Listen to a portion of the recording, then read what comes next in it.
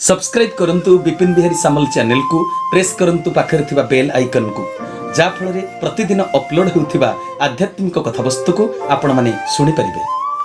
ओम गुरुदेवाय नमः। ओम गुरुदेवाय नमः। ओम गुरुदेवाय नमः। सर्वप्रथमे से जगतर नाथ जगन्नाथ कृष्ण केशवंकर परम पावन अष्टादश चिन्ह युक्त निर्वाण धाम अभय निर्भय पदपंकजरे अनंत कोटिवार मानसिक भाव भूमिपात साष्टांग दंडवत तत्परे एक कथावस्तु को दिन दिन धरी श्रद्धापूर्वक श्रवण करी आसुथिबा सदात्मा दिव्यात्मा भक्त भक्ता ब्रह्म जिज्ञासु गणंकु कोटि कोटि वार सप्रेम गुरुस्वामी प्रणाम प्रीति भरा नमस्कार। सजन वृंद गत अध्याय आम आलोचना करथिले जे जेतेबेले भगवान कृष्ण उत्तरांक गर्भ को रक्षा कर सारा पर अश्वत्थामार ब्रह्मस्त्र प्रयोग ब्रह्मस्त्र प्रभाव उत्तरा गर्भरे पांडव मानकर शेष कुलदीप शिखा को रक्षा करी पांडव मानकर जीवन रक्षा करी युधिष्ठिर को राज्याभिषेक करे आउ पांडव मानकर सुखवांछा कर सारा परे अर्थात शांति प्रतिष्ठा हैला परे धरापृष्ठ रे भगवान हस्तिनाकटकरु राजउआस को छाड़ी द्वारका नगरी की बाहरी छंती। एई समय राणीअंतपुर रे कुंती आसी दौड़ी आसी प्रभुंक पाद तले पड़ी जाई प्रभुंकर अनेक स्तुति गान करिछंती। जे कृष्ण जे प्रकृत रे मोर पुतुरा नुहंती सी स्वयं परम ब्रह्म महाभारत युद्धर कर्णधार जीव को जे सुख दुखर फल प्रदान करंती ये होचंती सेई वासुदेव श्री कृष्ण। एक कथा जानिला परे मां कुंती भगवान कर स्तुति गान करिछंती। स्तुतिगान श्रवण कर सारा परे भक्त वत्सल भगवान श्री कृष्ण टिके मुरुकी मुरुकी हसिले। मां कुंती मोर प्रकृत परिचय पाई सारी कथा जानिला परे प्रभु टिके हसी देले। भक्त जेतेबेले ब्रह्मज्ञानी हो जाए दिव्य ज्ञानी हो जाए भगवान सेतेबेले खुशी हुंती एटा गोटे स्वाभाविक कथा। तापरे भगवान कृष्ण एते कथा सुनिला पर मनीष को जदि करिदब तार प्रशंसा गान करिवो स्तुति गान करिवो से निश्चित रूप से गर्व अहंकार सृष्टि हबो निजर मुहरे प्रसन्नता हबो सेटा अहंकार प्रसन्नता। किंतु भगवान जेतेबेले कुंतींकर स्तुति सुनिछंती किछि न कहि कहले हो ठीक अछि एतिकी कथा कही रथरु ओल्ही पड़िले से बाहरी थिले हस्तिनारु जीवा पई द्वारका को रथरु ओल्ही करी पुनी हस्तिनार राजभवन को चली गले। द्वारका जीवा पई प्रस्तुत होई सारिथिबा प्रभु श्री कृष्ण जेतेबेले पुनश्च हस्तिना राजभवन रे प्रवेश कले समस्ते कहिले निजर बहादुरी देखैले समस्ते कहउचंदी श्री कृष्ण मो पई फेरिचंदी। अर्जुन कहउचंदी मु तांकर सखा मो प्रति तांकर प्रियदर्शी भाव अछि तेनु मो पई प्रभु राजभवन को फेरिले। कुंती कहउचंदी मु तांकर स्तुति गान करिछि मु दुख कामना करिछि तेनु मो प्रति प्रीत होई प्रभु फेरि आसीचंदी हस्तिनाकटक को। द्रौपदी कहउचंदी मु प्रभुंकर अति प्रिय तांको ना कृष्ण मो ना कृष्ण एति पई प्रभु मो प्रेम रे पड़ी धाई आसीचंती पुणी थरे फेरि आसिले हस्तिनाकटकर राजभवन को। सुभद्रा कहउचंती मोर से भाई मोर से अति प्राणर प्राण मते से प्राण ठारू अधिक भल पांती सेति पई मो पाख को धाई आसीचंती। उत्तरा कहउचंती ना ना आपण समस्तक पई सिए हस्तिना राजभवन को फेरि आसी नांती रथरु आसीचंती केवल मो पई मु शरणागत मु दिनार्थ मु आरती मु तांकु विपद बेले सहायक मागिछि मु जने मां मु जने नारी मोर दुखित मन प्राण को देखि मते सांत्वना देबा पई पुणी थरे से फेरि आसीचंती। एमिति समस्त निज निजर महत्व गल्प गपिबाकू लागिला हेले अंतर्यामिक लीला तांकु ही केवल जଣା से काहे कि जे फेरिले तांकर जीवा आसीबार कारण कोन से कोठी के जानती कोठी के आसंती भगवान कर आमे बिना कारण रे को जगह रे छिडा हेकरी घंटे कथा ही पारंती किंतु भगवान धरापृष्ठ को आसंती धर्म संस्थापन करिवा पई तांकर प्रत्येकटी समय होची महत्वपूर्ण आ गुरुत्वपूर्ण। तेरे से कोठी की जानती काहे कि कोठी की आसंती काहे कि कोठी छिडा हे पड़ंती काहे कि ए कथा तांको ही जଣା से लीला को जଣା। पुण्य श्लोक महाजन पितामह भीष्म तांकर प्राण प्रयाण बेल सन्निकट होइछि धर्मपरायण भीष्म को मृत्युकालीन दर्शन न दे से हस्तिनाकटक द्वारका जाई परिबे किपरि। सर्वांतर्यामी ठाकुरे समस्तंक अगोचर रे भक्त भगवान लीला को करि चली छन्ते। कुंतींक सह जेते सी वार्तालाप कर सारा पर हस्तिना राजवास भितर पुत्र शोक पुणी शोक विभोरा होकर किए ना गांधारी गांधारी आ धृतराष्ट्र से पुराण इतिहास घटना चक्र को विस्तार भाव में वर्णना करी जन्म मृत्यु संपर्क चिरंतन सत्य को प्रकाश करी प्रभु श्री कृष्ण प्रबोधना देइछन्ति धृतराष्ट्र और गांधारी को। धर्मराज युधिष्ठिर राजसिंहासन रे अधिष्ठान होला परे मध्य से शांति अनुभव करि पारु नथिले। धर्म तांकर मजागत होइकरि थिला जेहेतु निजको निजे से अनेक धिक्कार करिछन्ति। युधिष्ठिर कहिले हे वासुदेव मु एति दुष्ट एडे दुराचार मोर अज्ञान बुद्धि देख केते जेउ देह दिने मशाणी जुई रे जळि जीवो जेउ माटीर शरीर दिने माटी रे मिसि जीवो सेई देह ज्ञान रे मजी मायाग्रस्त होई देह सुख पाई केते भाई बंधु को युद्ध रे मु हत्या करि सारिछि। शत्रुता कारण सरल निष्पाप बालक माने मध्य मृत्युवरण कले द्रौपदींकर गुरुपुत्र अश्वत्थामा से तांको अपमानित करा जाइछि। मोर नरकवास निश्चय भाव रे हे वासुदेव मते नरक गतिरु केही भी रक्षा करि परिबे नाही। एते दुराचारी एते पाप मु अर्जन करिछि। युद्धर धर्म न्याय धर्म संपर्क रे युद्धर धर्म कोन न्याय धर्म कोन ए संपर्क रे जेते शास्त्र वचन जानिथिले मध्य मो मन बुझु नाही।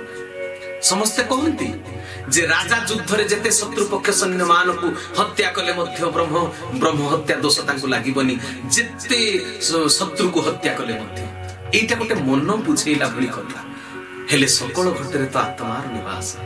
हे वासुदेव युद्ध रे जे माने मृत्युवरण कले तांको परिवार वर्ग आत्मीय स्वजन जे दुख भोग करूछंती तांको ततला निश्वास रु जे अभिशाप स्फुरण हेउची सेथिरे मोर भल गति हबो केबे।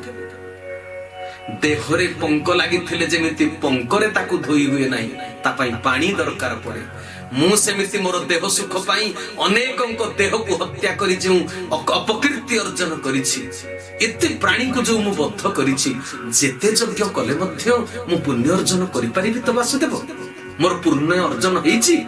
धर्मराज युधिष्ठिर परि अनुताप करी विषाद भरा वाणी प्रकाश करूछन्ति। मायाधर भगवान श्री कृष्ण किछि भी प्रत्युत्तर देले ना नीरव रहिले कारण सृष्टिर समस्त प्रक्रिया को से भल भाव रे जानନ୍ତି। जीव तार प्रारब्ध कर्म फल भोग करने को धरा पृष्ठ को आसी एक कथा को से जानती तेणु प्रभु नीरव रहिले मायाग्रस्त मनीष सुख दुख रे प्रभावित हो जाए एक कथा प्रभु जानती भल भाव रे। तापरे प्रभु पांडव मान को साथी रे धरी व्यासदेव धौम्य आदि ऋषि मानक सह समस्त ऋषि महर्षि मानक सहित जाई कुरुक्षेत्र रे पहुंचिले। प्रभु पितामह भीष्म को दर्शन करने अभिलाष से केवल एते दिन हस्तिनाकटक रे थिले। पांडव माने सरसज्या रे पितामह भीष्म को देखि दुखित हो गले। आहा जहा को आमे जेजेबापा बोली संबोधन करूतिलु जी अति हमर प्राण प्रिय थिले जी छोट बेले केते अलियदली हमर सहिचंती विशेष भाव रे अर्जुनंकर अति प्रिय होचंती पितामह भीष्म से धर्म परायण समस्तंक प्रति समान कर्तव्य करूथिले मध्य आचरण सिद्ध अर्जुन को छोट बेले से अधिक भल पाउथिले। भगवान श्री कृष्ण को लीला महिमा प्रताप को हृदयंगम करिथिबा ऋषि महर्षि माने जेते बेले एक कथा जानिले जे पितामह भीष्म को दर्शन देबा पई प्रभु कृष्ण कुरुक्षेत्र प्रांगण को जाइछंती ऋषि महर्षि मानक निकटरे पितामह भीष्मकर गुरुत्व बढ़ीगला महत्व बढ़ीगला। पुण्यात्मा महाजन माने मध्य भीष्म को शेष दर्शन करिबा पई जो ब्रह्मर्षि देवर्षि राजर्षि पर्वत ऋषि नारद धौम्य भगवान व्यास बृहदस्व भरद्वाज शिष्य मानक सह समस्ते परशुराम वशिष्ठ इंद्र प्रमद त्रित ग्रश्चमद असित जे काखीबान गौतम ऋषि अत्रि मुनि विश्वामित्र सुदर्शन सुखदेव शिष्य मानक सह कश्यप ऋषि अंगिरा पुत्र बृहस्पति समस्त मुनिगण जाइकरी कुरुक्षेत्र प्रांगण रे पहुंची गले। अष्ट वसुंक मध्य अन्यतम वसु श्रेष्ठ पुण्यात्मा भीष्म समस्त ऋषि महर्षि समेत भगवान श्री कृष्ण को भक्ति और सम्मान प्रदर्शन कले प्रणाम जनइले सरसज्या रे सोई पितामह भीष्म सरसज्या रे थाई से प्रणाम जनइले समस्त धर्मपरायण पांडवों को जे भली भाव रे सुरक्षा देइछंती भगवान कृष्ण तांको महिमारु गंगापुत्र भीष्म जानि पारिले जे देवकी नंदन श्री कृष्ण हेउछंती जुगावतार परम ब्रह्म तेणु बाह्य रीति रे सिना तांको प्रणाम जनइले। हे वासुदेव कृष्ण तुमको ବାରମ୍ବାର ମୁହୁର୍ମୁହୁ ମୁଁ ପ୍ରଣାମ ନିବେଦନ କରୁଛି। ବାହ୍ୟ ଜଗତରେ ସ୍ଥୂଳ ଶରୀରକୁ ଭଗବାନ ଶ୍ରୀକୃଷ୍ଣଙ୍କର ଦେଖି ପ୍ରଣାମ ଜଣାଇବା ସଙ୍ଗେ ସଙ୍ଗେ ସେ ଅନ୍ତର୍ଜଗତରେ ମଧ୍ୟ ପ୍ରଣାମ ନିବେଦନ କଲେ।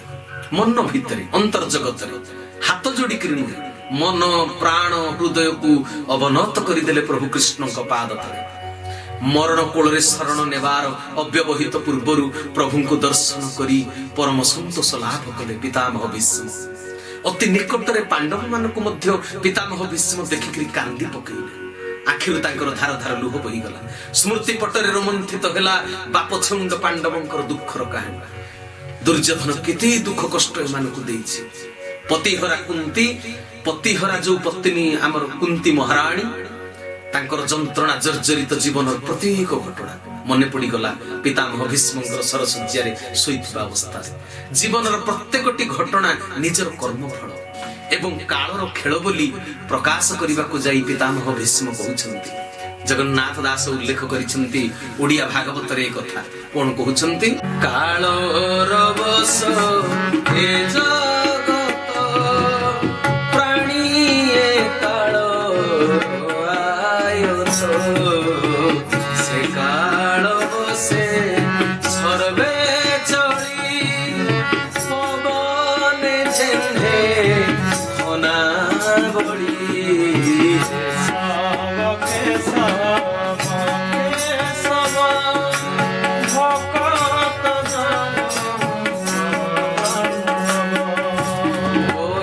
कंद भगवान की जय। प्रभुंकर श्री छपुन्न हु बोला नंदे कवार हरि बोला।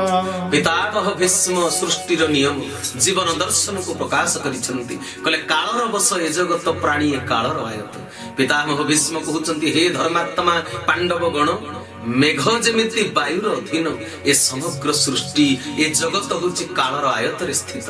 जगत भितरे थिबा समग्र प्राणी जगत कालर आयताधीन होई संसार कर्म करूछंती। काल गर्भरे समस्ते वास करिछंती। केते बेले अचानक से हजम करिदब से काल ए जीव जगत को ए कथा कहि हेब ना।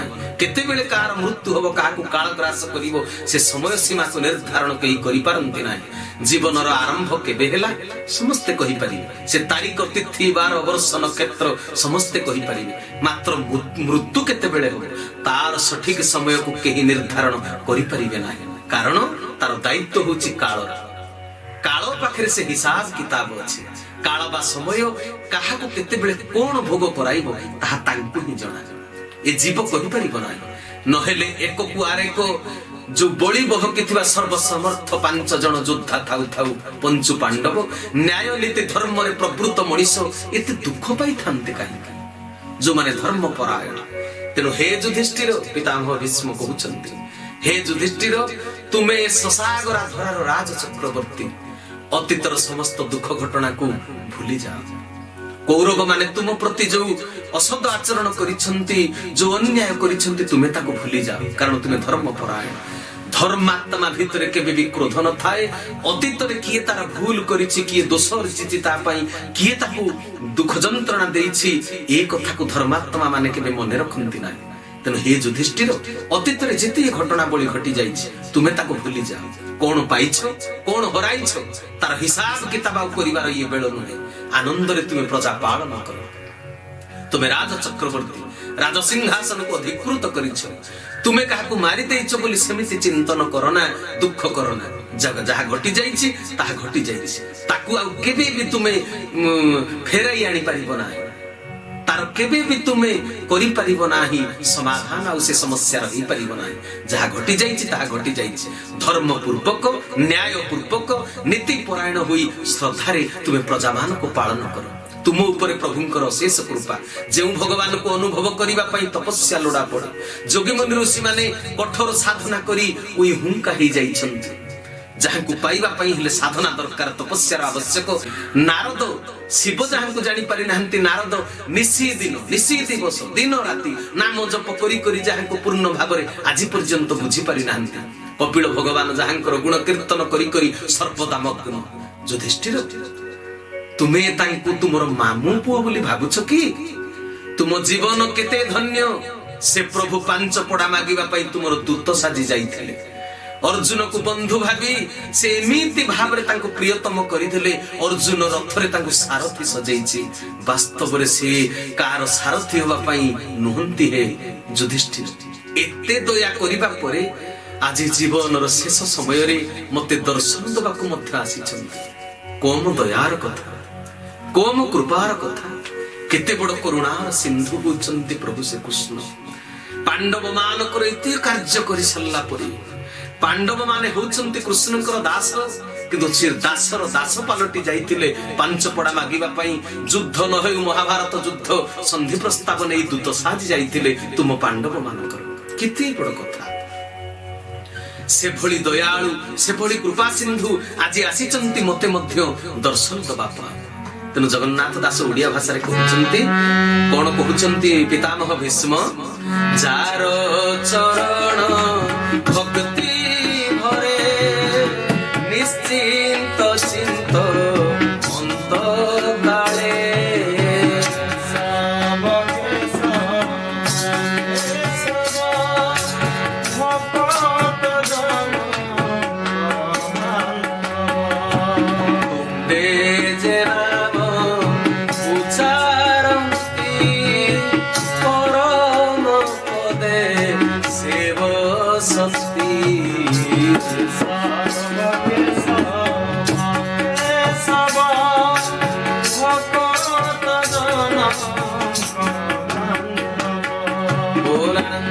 भगवान की जय बोलो महाजन पितामह भीष्मंकर तेरे सजन वृंद कहउचंती अंत काल मरण काल रे जहां को टिके चिंता करि देले मनीषर परम गति लाभ करे मोर केड़े सौभाग्य से ससरी रे मो पाख को आसी छथि आहा जहां को चरण रे भक्ति रखी शेष समय रे अन्य मान जीवकुल चिंतारु मुक्त होई निश्चिंत होई चित्त को सेई भगवान को पाद रे स्थिर रखी मुखरे तांकरी नाम उच्चारण कले अर्थात मुंडरे प्रभु को चिंतन तुंडरे प्रभु को नाम जार मरण बेले रे थाए से जीवर परम गति लाभ होई से परम पद लाभ करि थाए परम चरण रे ताकु स्थान मिल जाए जहां को चिंतन रे नाम उच्चारण रे जीव भीतर कर्म वासना दूर हो जाए से महिमा मंडित नारायण आज अंतर डाकरा को आह्वान को जानी पारिले बोली तो से आज मो पाख को धाई आसी चलती सर्वांतर्यामी ठाकुर भावग्राही ठाकुर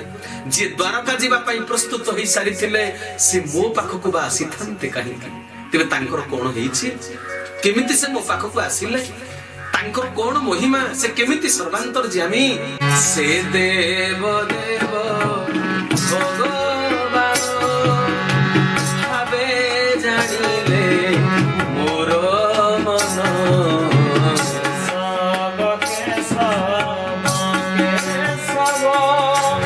भक्त जन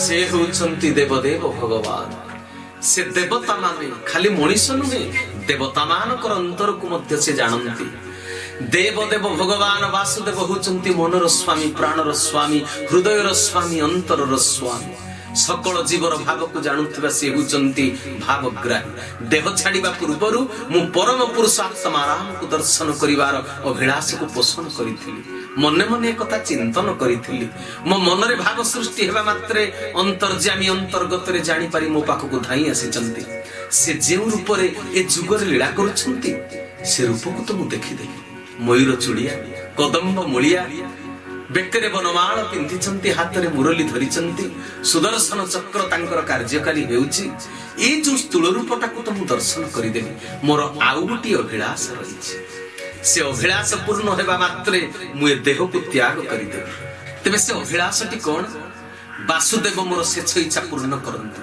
तबे से शेष इच्छाटी कोन पितामह भीष्मଙ୍କ भितरे शेष इच्छा कोन थिला प्रत्येकटी मनुष्यर शेष समय रे गोटे अभिलाष जदि कामना वासना रहि जाइथिबो शेष समय से सेही कथा को चिंतन करे हेले पितामह भीष्मଙ୍କର शेष इच्छा कोन अछि चित्ते प्रकाश हेउ मोर मुहि छाड़िबी कोळे बर प्रफुल्ल कमल लोचन सुंदर प्रसन्न वदन चक्र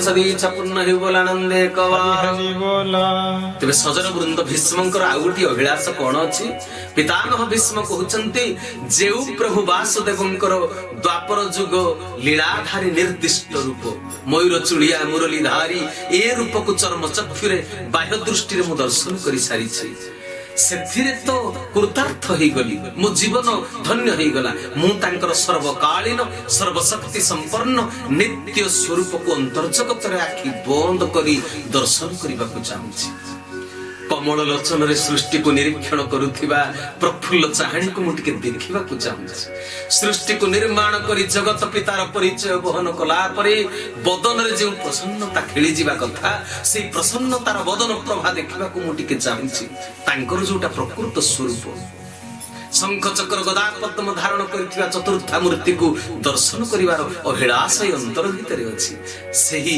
ସର୍ବଶକ୍ତି ସମ୍ପନ୍ନ ସର୍ବଶକ୍ତିମାନ ସ୍ୱରୂପର ପାଦ ଦର୍ଶନ କରି ମୁଁ କଳେବରକୁ ତ୍ୟାଗ କରିବାର ଇଚ୍ଛାକୁ ପୋଷଣ କରିଛି ଏ କଥା ପିତାମହ ଭୀଷ୍ମ କହୁଛନ୍ତି ଭୀଷ୍ମଙ୍କର ତାଦୃଶ କଥା ଶୁଣି ଯୁଧିଷ୍ଠିର ଜାଣିଗଲେ ପିତାମହଙ୍କର ପ୍ରାଣ ପ୍ରୟାଣ ବେଳ ହୋଇଗଲା ତତ୍କ୍ଷଣାତ ଯୁଧିଷ୍ଠିର ପଚାରିଲେ କଣ ପଚାରିଲେ पितामह भीष्म होचंती बृहस्पतिंकर शिष्य केते बड़ कथा केते बड़ महाजन को आज से पाखरे पाइछंती तेणु युधिष्ठिर ए सुजोग को छाड़ीबा को चाहू नांती दिने ना दिने तो समस्ते मरी जिवे मरी गला परे प्रियतम जन आमे शोकाकुल होई जिवा दुखित होई जिवा किंतु तांको ठारू ज्ञान अर्जन करिवार किछि लालसा रखिछंती युधिष्ठिर युधिष्ठिर कहउचंती हे पितामह मु सिना राजमुकुट पिंदी राजसिंहासन को आहरण कली हेले राजधर्म पालन करिवार समस्त दिग ऊपर मोर धारणा नाही केउ कौशल अवलंबन करी राजधर्म पालन करी राजा प्रजापालक होई पारे तुमे होच देवगुरु बृहस्पतिंकर शिष्य शस्त्र विद्यारे निपुण पुनी शास्त्र विद्यारे मध्य निपुण मोते तुमे किछि शासन शिक्षा प्रदान कर पितामह भीष्म सरसज्जारे थाई युधिष्ठिर को राज्य शासन करिवार कौशल एवं मन को शासन करी मुख्य प्राप्त करिवार कौशल उभयर शिक्षा प्रदान करिछन्ति वर्णाश्रम धर्म को बुझेई देले महाभारत रे 18 गोटी पर्वरु सेति पई एई पर्वटीर नाम होची अनुशासन पर्व प्रवृत्ति प्रकृति ए द्विविध धर्म दान धर्म राजधर्म मुख्य धर्म स्त्री धर्म एवं भगवत धर्म विषय रे सुंदर वर्णना कले धर्म अर्थ काम मुख्य पुरुषार्थ प्राप्तिर उपाय विषय रे इतिहास पुराण उपाख्यान करी बुझाइबा को लागिले पितामह भीष्म धर्म मार्ग रे प्रवृत्त होई कालजापन करिबा को परामर्श देले पितामह भीष्म संजे सकाळे विष्णु सहस्र नाम जप करिवार विधान देले प्रभुंकर समस्त नाम उच्चारण करी कीर्तन करिवार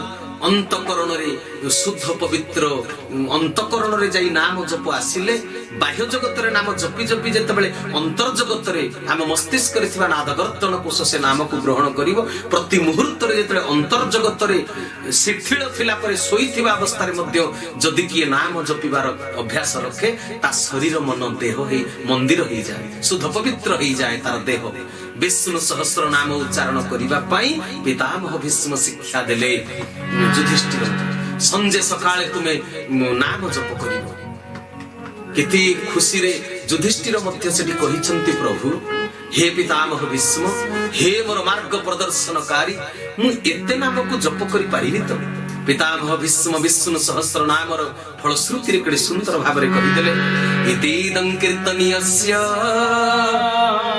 केशवस्य महात्मनः नामनं सहस्र दिव्यानाम शेषेण प्रकीर्तितः समस्त नाम ए दुनिया रे जेते नाम सर्वदेव नमस्कार केशवं प्रति गच्छति तुमे जेउ देवता को नमस्कार करो एक अद्वितीय नाम केशवं को पाखकु से नमस्कार सब जाउछि प्रभुकर सर्वशक्तिमान स्वरूपर नाम होउछि केशव अनेक जगह रे भागवत रे कथा लिखा हैछि तेनु सजन वृंद कहले केशव नाम को थरे जपि देले विष्णुकर सहस्र नाम जपिबा सहित मध्य समान केते सुंदर भाव रे आलोचना करिसंती सरसज्जा रे सोईकरी सरसज्जा रे धर्म विषय को प्रवचन देउ देउ सूर्यंकर उत्तरायण समय उपनीत हो गला इच्छा मृत्यु वर प्राप्त भीष्म एई पवित्र समय को अपेक्षा करी रहिथिले चतुर्दिगरे ऋषि महर्षि साधक महात्मा मान को देखी गंगा पुत्र अत्यंत प्रीत हो गले आहा मो मृत्यु बेलाटा केडी शुभ प्रदायक ମୁଁ କାହା କାହାକୁ ଦର୍ଶନ କରୁଛି।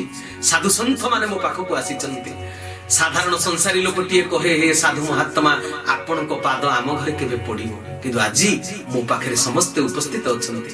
ସଂସାରରେ ଯଦି ଭଲ ଲୋକଟିଏର ମରଣ ବେଳ ସନ୍ନିକଟ ହୁଏ, ବହୁତ ସଦାତ୍ମା ମାନେ, ଆତ୍ମୀୟ ସ୍ୱଜନ ବନ୍ଧୁବର୍ଗ ସବୁ ଏକାଠି ହେଇଯାଆନ୍ତି।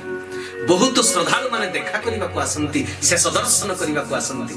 ସେଇ ଗହଳି ପରିବେଶକୁ ଦେଖି ମଣିଷର ଲୋକପ୍ରିୟତା ଜଣା ପଡିଯାଏ। କିଏ କେତେ ପୁଣ୍ୟବନ୍ତ ଲୋକ, କାହାରି ପ୍ରତି ଏ ଜଗତରେ ସମାଜରେ କାହାର କେତେ ଭଲ ପାଇବା ଅଛି, କାହା ପାଇଁ କାହାର ହୃଦୟ କେମିତି ବିଗଳିତ ହେଇଯାଉଛି। ମଣିଷ ପଣିଆ ଜଣା ପଡେ। ଗଣକବି ବୈଷ୍ଣବ ପାଣି ସେଇଥିପାଇଁ ପରା ଲେଖି ଦେଇଥିଲେ, ତାଙ୍କର ରଚନାବଳୀରେ କେଡ଼େ ସୁନ୍ଦର ଭାବରେ ମଣିଷ ପଣିଆର କଥା, ଜୀବନ ଦର୍ଶନର କଥା ଉଲ୍ଲେଖ କରିଥିଲେ।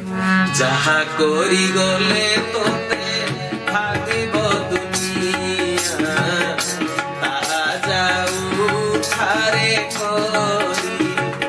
ଯାହା କରିଗଲେ ତୋତେ ଭାବିବ ଦୁନିଆ, ତାହା ଯାଉ ଥାରେ କରି। ମରିଯିବୁ ଯେବେ କାନ୍ଦିବେ ସରୋବେ, ମରିଯିବୁ ଯେବେ କାନ୍ଦିବେ ସରୋବେ। ନୟନୁ ବୁହାଇବାରେ, ନୟନୁ ବୁହାଇବାରେ, ଆହା ନୟନୁ ବୁହାଇବାରେ। ଗୌରାନନ୍ଦ କନ୍ଦ କୃଷ୍ଣ ଭଗବାନ। ତେବେ ସଜନ ବୃନ୍ଦ, ପିତାମହ ଭୀଷ୍ମ କେତେ ସୁନ୍ଦର ଭାବରେ ତାଙ୍କ ଭିତରେ ଏତେ ଉଚ୍ଛ୍ୱାସ ଆସିଛି, ଭାବନା ଆସିଛି, ସେ ନିଜ ଜୀବନକୁ ଧନ୍ୟ ମନେ କରୁଛନ୍ତି। ଅନ୍ତର୍ଜଗତରେ ଭୀଷ୍ମ ପରମାତ୍ମାଙ୍କର ସର୍ବଶକ୍ତିମାନ ସେ କେଶବ ସ୍ୱରୂପକୁ ଦର୍ଶନ କଲେ। ସ୍ୱରୂପ ଦର୍ଶନ କରି ଭଗବାନଙ୍କ ଉଦ୍ଦେଶ୍ୟରେ ଜୀବନର ଶେଷ ସ୍ତୁତି କରିବାକୁ ଲାଗିଲେ, ସ୍ତୁତିଗାନ କରିବାକୁ ଲାଗିଲେ। ପିତାମହ ଭୀଷ୍ମ ପ୍ରଭୁଙ୍କର ସ୍ତୁତିଗାନ କରିବାକୁ ଲାଗିଲେ। ଯେଉଁ ଭଗବାନ ପ୍ରକୃତିରୁ ବହୁ ଊର୍ଦ୍ଧ୍ୱରେ, ପ୍ରକୃତି ଠାରୁ ଭିନ୍ନ ହେଲେ ମଧ୍ୟ ସୃଷ୍ଟି ଲୀଳା ପାଇଁ ପ୍ରକୃତିରେ ସେ ଆବେଶ ହେଇଯାଆନ୍ତି, ମାନେ ପଞ୍ଚଭୂତର ଶରୀରଟାକୁ ଧାରଣ କରନ୍ତି। ସେଇ ପରମାତ୍ମା ଶ୍ରୀକୃଷ୍ଣଙ୍କ ପାଦ ତଳେ ମୋର କାମନା ବାସନା ଯୁକ୍ତ ଏ ବୁଦ୍ଧିକୁ ମୁଁ ସମର୍ପଣ କରୁଛି ବୋଲି ଭଗବାନଙ୍କ ପାଦ ତଳେ ପିତାମହ ଭୀଷ୍ମ ଉଚ୍ଚାରଣ ପୂର୍ବକ କହୁଛନ୍ତି। ତାପରେ ଗଙ୍ଗାପୁତ୍ର ଭୀଷ୍ମ ଭଗବାନଙ୍କର ରୂପକୁ ପ୍ରକୃତିର ବିଭିନ୍ନ ସୌନ୍ଦର୍ଯ୍ୟ ସହିତ ତୁଳନା କରି ବର୍ଣ୍ଣନା କରିବାକୁ ଲାଗିଲେ। ଗୋଟିଏ ବିଶେଷ କଥା କହିଛନ୍ତି ସେ, ଯେଉଁ କଥାରେ ପିତାମହ ଭୀଷ୍ମ ଅର୍ଜୁନଙ୍କୁ ପ୍ରକୃତ ଭକ୍ତ ରୂପରେ ପରିଗଣିତ କରିଛନ୍ତି ବା ପରିଚିତ କରାଇ ଯାଇଛନ୍ତି। ମହାଜନ ଯେନ ଗତ ସପନ୍ଥା, ମହାଜନ ମାନେ ଯାହା ସ୍ୱୀକୃତି ଦେଇଦେବେ ଜଗତ ଲୋକ ତାକୁ ମାନି ଯାଆନ୍ତି, ପାଳନ୍ତି। ତେଣୁ ପିତାମହ ଭୀଷ୍ମ ସଖା ଅର୍ଜୁନକୁ ପ୍ରକୃତ ଭକ୍ତ ବୋଲି ପରିଚୟ ଦେଇ କହିଛନ୍ତି। ନବୋଧା ଭକ୍ତି ମଧ୍ୟରୁ ଅର୍ଜୁନଙ୍କ ପାଖରେ ସଖା ଭାବର ଭକ୍ତି ପରିପୂର୍ଣ୍ଣ ଥିଲା, ତାହା ପ୍ରମାଣିତ କରିବାକୁ ଯାଇ ଭୀଷ୍ମ ସେଠି ଉଚ୍ଚାରଣ କରିଛନ୍ତି, କହିଛନ୍ତି। ତେବେ କଣ କହିଛନ୍ତି ଆମେ ପରବର୍ତ୍ତୀ ଏପିସୋଡରେ ତାର ଆଲୋଚନା କରିବା। ଆଜିର କଥାବସ୍ତୁ ଏଠି ବିଶ୍ରାମ ଦେଲି। ହରି ଓಂ ତତ୍ସତ୍, ହରି ଓಂ ତତ୍ସତ୍, ହରି ଓಂ ତତ୍ସତ୍। ଶ୍ରୀକେଶବାର୍ପଣମସ୍ତୁ, ଶ୍ରୀକେଶବାର୍ପଣମସ୍ତୁ, ଶ୍ରୀକେଶବାର୍ପଣମସ୍ତୁ। ଶ୍ରୀକେଶବ ଶରଣମ୍, ଶ୍ରୀ ଗୁରୁସ୍ୱାମୀ ଶରଣମ୍, ଶ୍ରୀ ଚରମନାଥ ଶରଣମ୍। ସମସ୍ତଙ୍କୁ ବିଦାୟକାଳୀନ ସପ୍ରେମ ଗୁରୁସ୍ୱାମୀ ପ୍ରଣାମ, ପ୍ରୀତି ଭରା ନମସ୍କାର।